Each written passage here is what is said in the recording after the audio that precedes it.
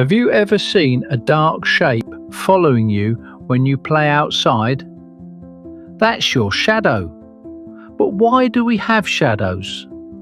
Shadows happen when something blocks the light. Light can't pass through you, so it makes a dark shape on the ground.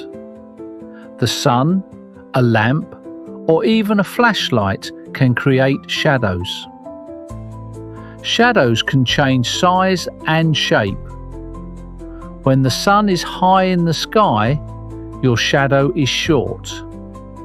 But in the morning or evening, when the sun is low, your shadow can stretch really long. You can even make fun shadows with your hands or toys. Try holding your hands up and see if you can make a shadow of a bird or a bunny on the wall. Shadows are not just dark shapes. They're a playful part of light and can be really fun to explore.